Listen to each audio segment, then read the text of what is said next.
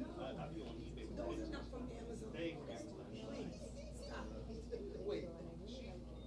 Don't you know what? I know, that's why I say nothing. That Southern Belle, she rolled up in one or two luxury cars, both white. Yes, with white interior. With the white interior. With the white interior, because you better not dirty, okay? Very clear, be very clear. She rolled, I said, "Damn, you got that too?" Yeah. She got one but two. With two, I know. Meanwhile, I'm struggling with one. No, me too. I'm trying to get a one. Maybe I could buy one. Don't you sell Don't one what of you the know about the fentanyl press. Because I gotta give Parker my call. Oh yes, you better get something else. You better And then I'm gonna buy something else. get you a Jade Apple. One of them little tiny No. BMWs. I don't want Have you seen this one? Yeah, it's like a smart car or something. You got a little smart BMW. Ain't nobody got to plug it in. I got too much things in the trunk. Yes. You know, I mean, I'm gonna wait a year before I get you any car. Like that little car he has, I can't do it. I mean, need Darla to loan me her Range Rover. Well, yeah. We're not that Escalade. Yeah, the Escalade extended edition. Let me tell you, I love that car. Yeah, I know. You on the road like what? Say something. I'm older to have better insurance. I'm just saying.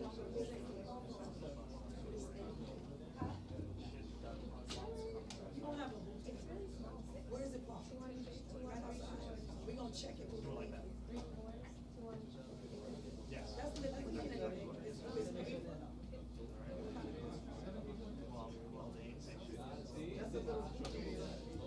That's a little. 2012. Come on, you can get a brand new one. All right, wait, does it have rims? 2001 Honda Accord, it just broke 100,000 miles. Oh, but that's good, because you just broke 100,000 miles. That means you don't drive a lot. Your car? Yeah, but it's a 2001, it just means that he was babying it.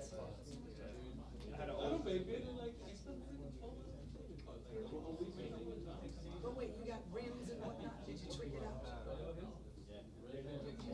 Trick it out? So that's You might as well say. I'm just asking, you know, This is like some photo. no, it's not, yeah, I'm just asking a question. Cause you know, did you fix up the stereo system? It has a cassette player. Oh, no! It's like playing, my son the other day said, let's not continue, like, he's ready to Understood, yeah, my son told me, even in my crib, Ma, I don't want this, the screen is not big enough. I'm like, what, please? My first car was a 1988 Nissan Maxima. Do you remember the electrical edition? I had that. And then I just, you know, but I love my car too, but this one is big. Anybody, anything? You're right. And it works, that's all you need to know, true. I have, my mom, I have 16,000 something, like 16,000. Mine is like 2022. I ain't gonna rid of this. I'm gonna keep it going. Miles, your uncle need bail money. He over there. He just came out in his pajamas. In the 105. In the 105. My family lives in Brooklyn North. Oh, so. In Brownsville. You got time to get over there. You know, I got family in the Ville. That's right, that's right. Thomas Pinkhouse. No, I got Louis family. Pinkhouse, excuse me. I got family in the 110. You know one taker? Left Rexy. So you know, that's the.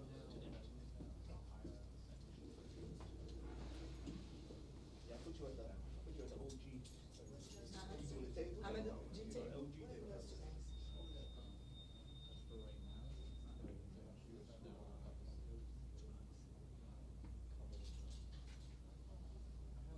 No, we get some easy cash from the other. I'm having contact. The drugs on the table.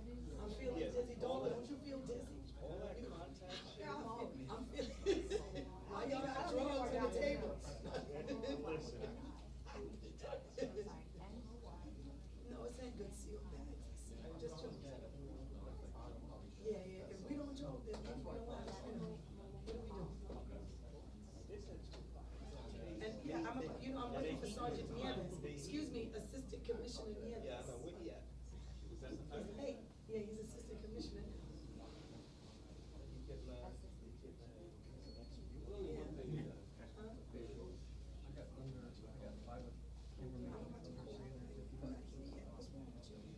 He's here? Precinct commander.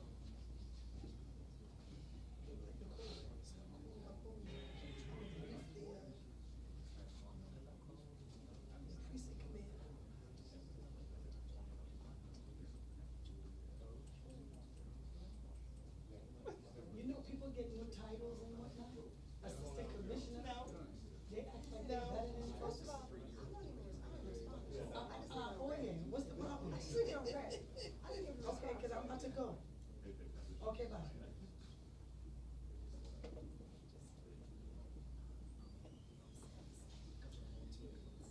Who we waiting on? You know, they working on the,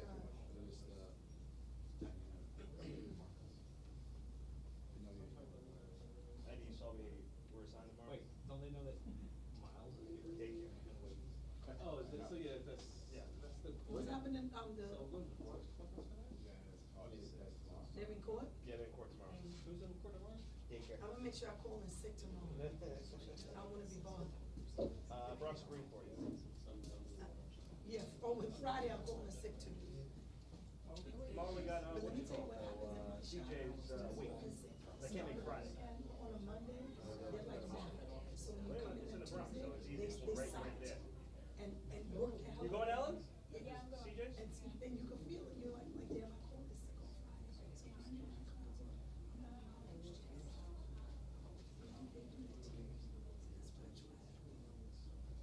So Monday, I come to work. Well, we get a, yeah, the unlimited is great. That's not bad. Oh, so we technically get unlimited? Cause I saw on my paycheck. Yeah. What? They're According to still, after it's they're still 13. counting. We get 11. According to after it's 13. And they don't pay you for them. If you don't use them, you lose them. Use them or lose them? Yeah, you use them or lose them. COVID is, it doesn't count. So they're not taking up my sick days for COVID. The laws have changed a little bit. Oh, so- COVID is no longer a national emergency. When it was under. Yeah, they didn't use your sick days for it. I don't know how it works. It still doesn't count. No, before it didn't count for anyone. And your sick days are not touched. Do you know, what gun is this? This one here? It's a long gun. Well, yeah. Is it only issues? I see only handguns listed here, so that's why. No, it doesn't. That's all right. That's the bit.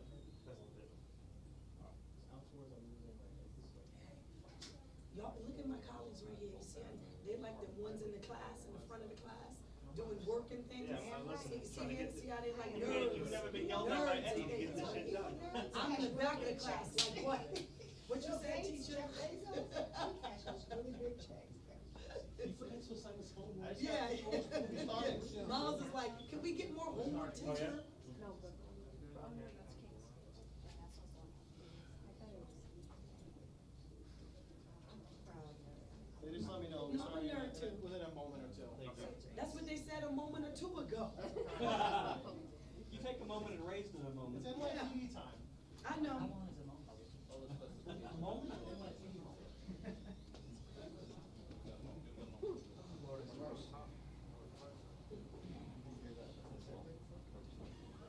It's 2 in 1, right?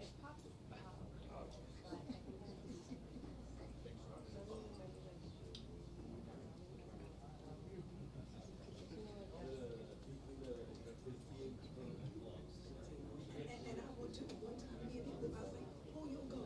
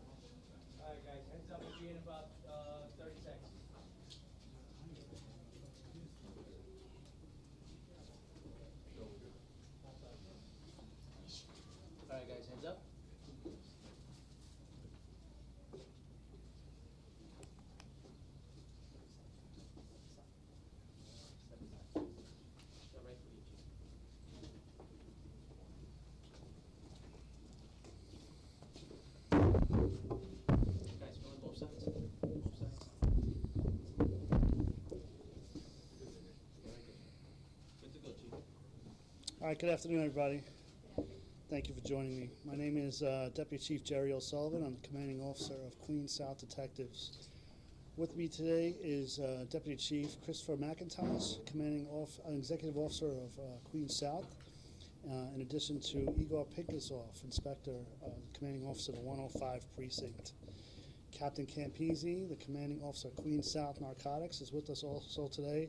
I'd like to mention Sergeant Nicholas Beckus of the 105 FIO team. The reason we're here today is to brief you in regards to a search warrant which was conducted today, which totaled was the completion of an investigation that occurred here in Queens Village. Resulted of 5 arrests, adults, and the removal of a 10-year-old child from a dangerous environment.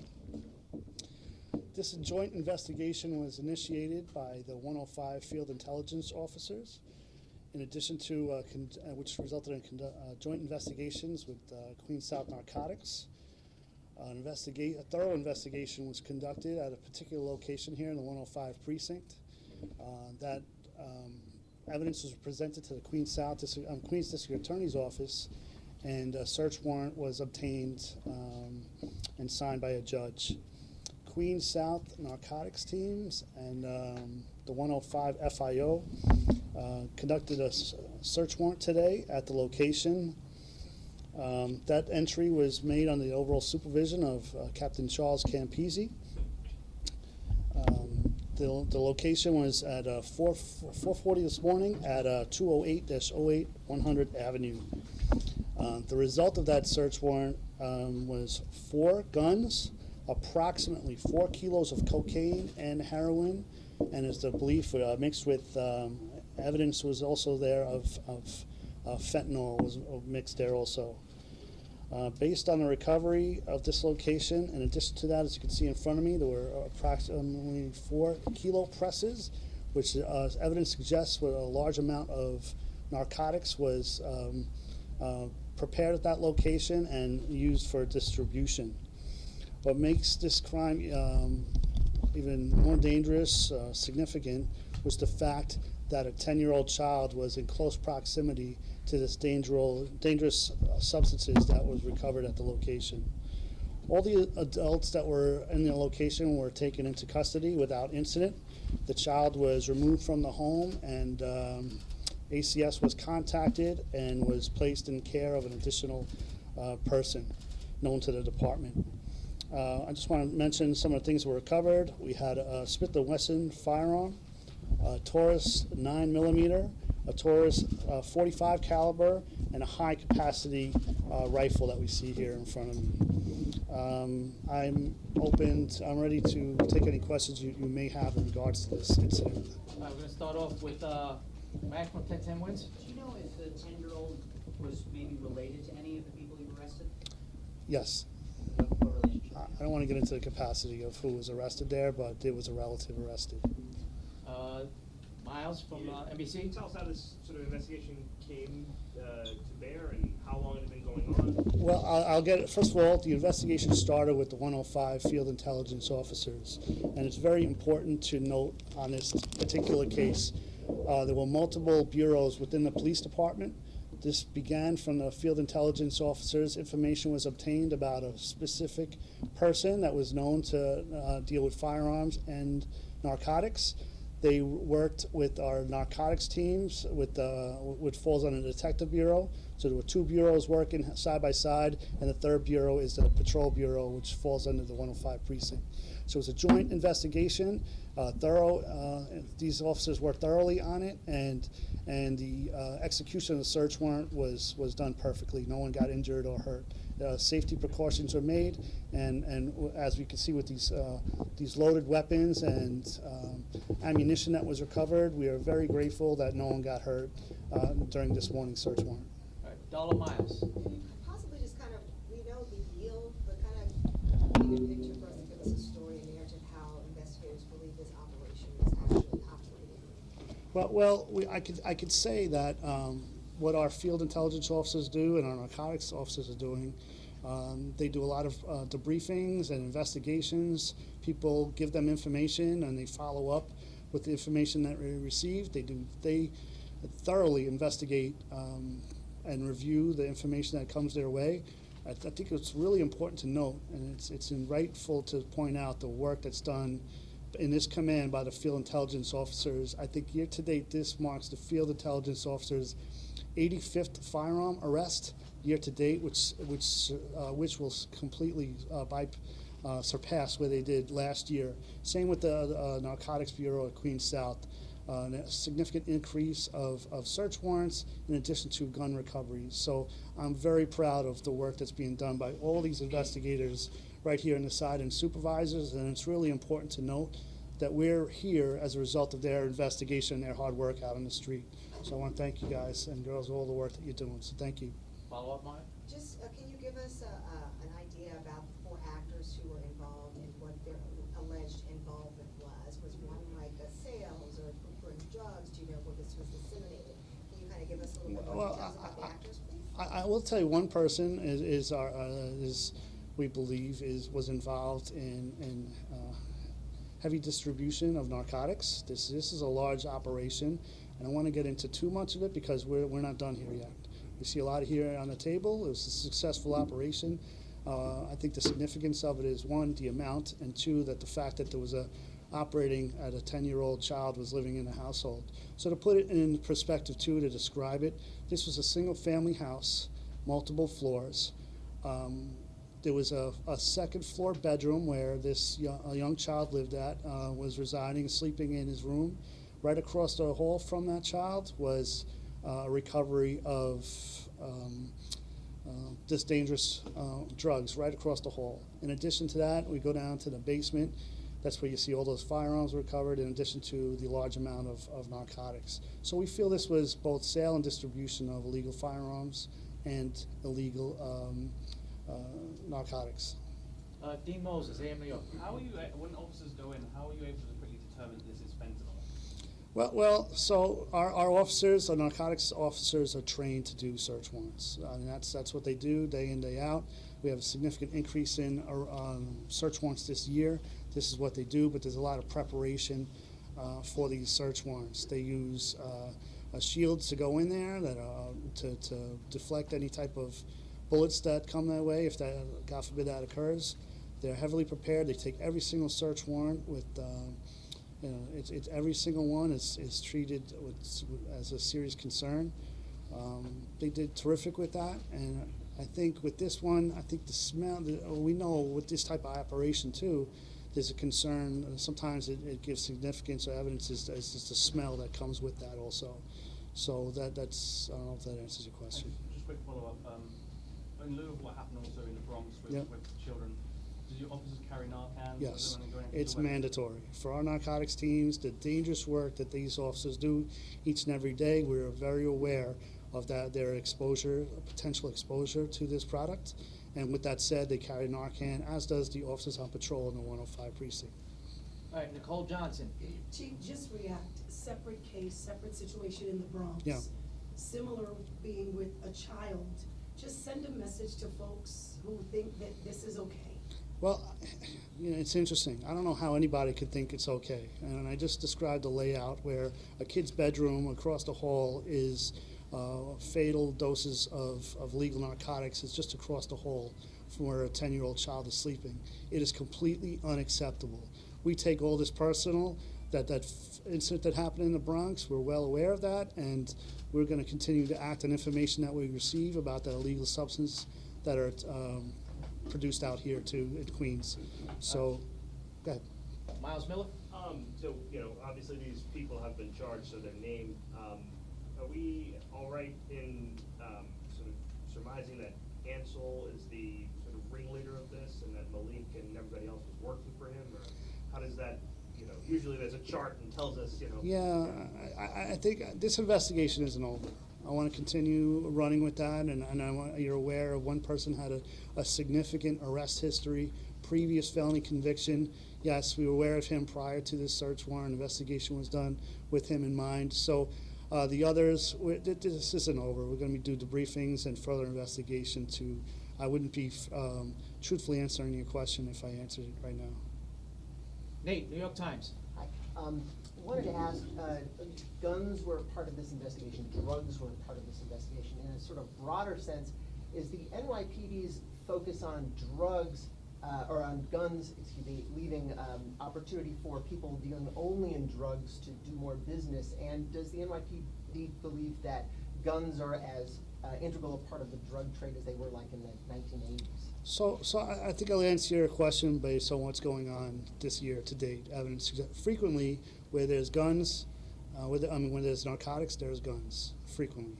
Where there's high amounts of currency, cash, frequently there are guns recovered.